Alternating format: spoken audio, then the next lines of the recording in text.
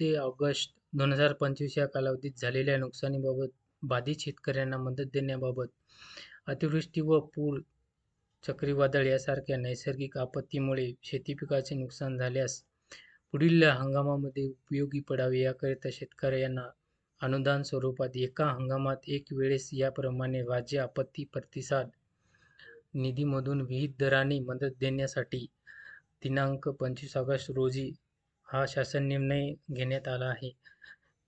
आपत्ती प्रतिसाद निधीचे निकष व दर विहित करण्यात आलेले आहेत. केंद्र शासनाने विहित केलेल्या 12 नैसर्गिक आपत्तीव्यतिरिक्त राज्य शासनाने 30/1/2014 अन्वये अवेळी पाऊस, अतिवृष्टी, वीज कोसळणे, समुद्राचे उधाण व आकस्मिक आग याबाबत आपत्तीमध्ये बाधितांना मदत देण्याचे धोरण निश्चित केले आहे. तसेच दिनांक 22/6/2023 च्या शासन निर्णयान्वये सततचा पाऊस ही नैसर्गिक आपत्ती घोषित करण्यात आलेली आहे.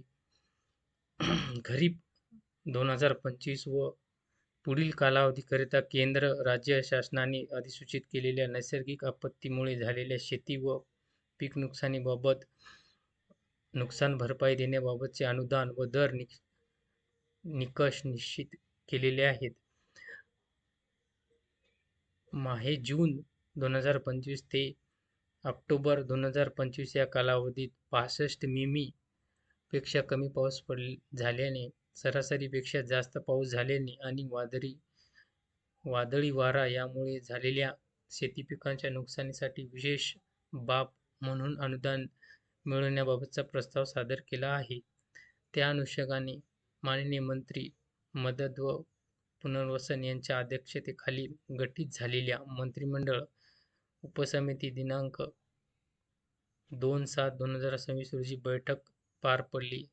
सदर बैठकीमध्ये उपरोक्त नाशिक विभागातील नाशिक, अहिल्यानगर व जळगाव जिल्ह्यांमध्ये अनुक्रमे 65 मिमी. पेक्षा कमी पाऊस झाल्याने, सरासरीपेक्षा जास्त पाऊस झाल्याने आणि वादळी वारा यामुळे झालेले नुकसान जून 2025 ते ऑक्टोबर 2025 या कालावधीत शेती व फळपिकांच्या झालेल्या नुकसानीबाबतच्या प्रस्तावास म्हणून मान्यता देण्याचा निर्णय घेण्यात आला आहे.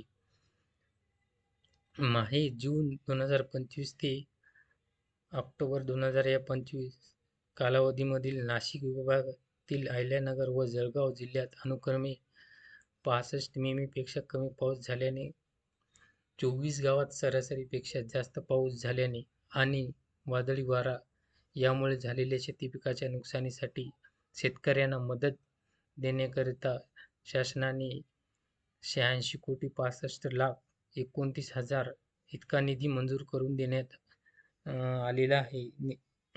एक वेळची विशेष बाब म्हणून वितरित करण्यास शासनाची मंजुरी देण्यात आलेली आहे. याद्वारे पोर्टल थेट शेतकऱ्याच्या खात्यामध्ये हा निधी वितरित करणार आहे.